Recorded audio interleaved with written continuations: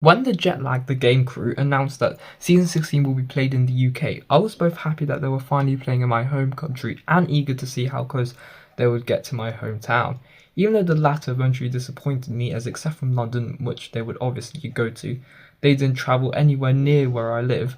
It did feel good to see them experience life on the UK railway network. As someone who's been watching the show during the off seasons of 2 and 3, and also a big fan in general, I would of course be covering this season in depth in its own dedicated video. I will add it to my tier list along with seasons which have passed since. This intro is starting to get unnecessarily long, so let's dive into the juicy part of this video now. Warning that this video will have spoilers throughout, so proceed at your own risk. To start off, we have to talk about the game mode they chose to play, which was hide and seek. If you see my tier list video, then you may know that I am not a huge fan of this game mode. I play Season 12 in B tier and Season 9 in C tier, but I can confidently say that this was my favourite hide and seek season that they have played, and there are a few reasons why which relate to the game mechanics. I really like the updated deck, with the time trap and Curse of the Expressway being nice additions. The ending was also peak cinema, seeing Ben nearly beat Adam at the end, but he didn't draw enough time bonuses. This contrasted with the more disappointing endings of the other hide and seek seasons, where either it was obvious that the seekers messed up or the hider essentially gave up. The endings are mainly decided by chance, so that is more of a general flaw in the hide and seek game mode from a viewer's perspective, and I feel like Season 16 just got lucky.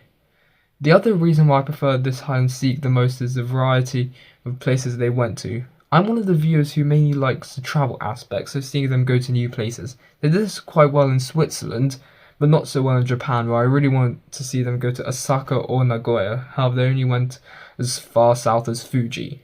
In the UK, they not only went to the two most prominent cities in England, but also ventured out in Scotland during the final third, in the process covering both major cities. As someone who likes big cities, this was a great sight to see, and it was even better that they never went to Birmingham, with the only issue being that they barely ventured in the south, but that's mainly because I'm a southerner, so of course I will have my biases.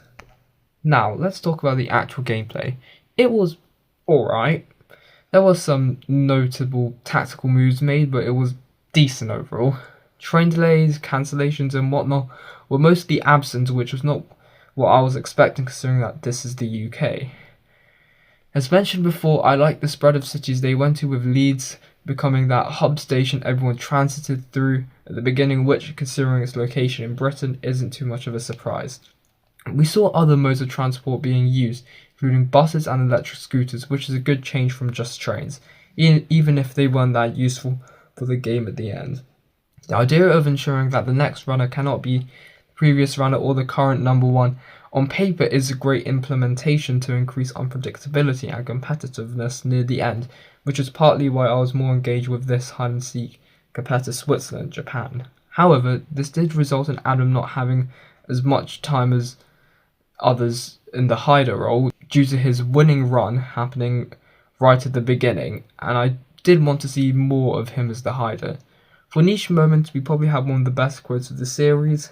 If you leave in those texture logos, we can get your ass. And if you do it, we will get your ass. That's true. And also, I liked the encounter Ben had with that kid on a bike in Hebden Bridge. Speaking of that moment, what were they all thinking of when placing their cameras far away from them when recording themselves speaking? Even if most phone thefts happen in London, I still wouldn't trust people not to steal my phone or camera, whatever, when out in public. The UK is just not that safe. To end off the review, I will discuss the tactics used during the game, and this season has more than its fair share of them.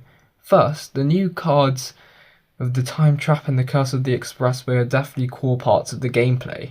The time trap does feel like a hit or miss, as when Ben placed his during his first run, the Seekers managed to go around it while Sam managed to combine it with the Expressway to force Ben and Adam up to Coventry, which not only forced them to collect the time trap but also took them further away from Sam's hiding point in Milton Keynes, which was a genius move.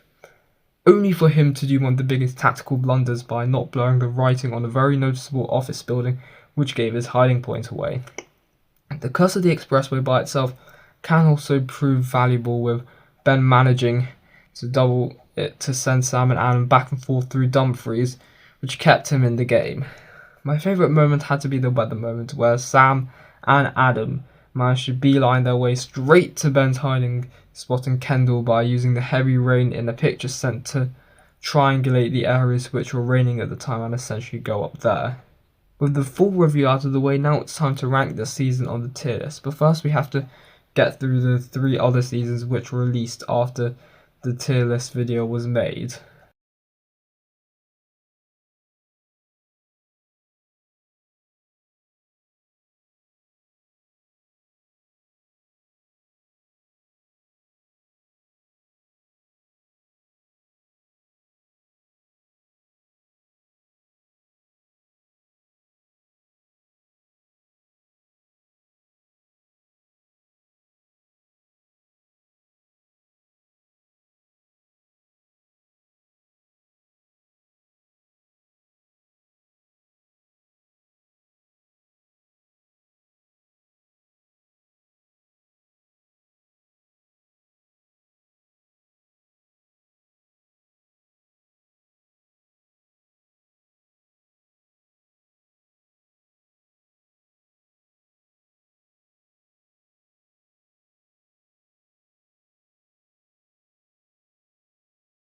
Thanks a lot for staying until the end. I hope you enjoyed viewing this video, and also please like and subscribe, it will make my day.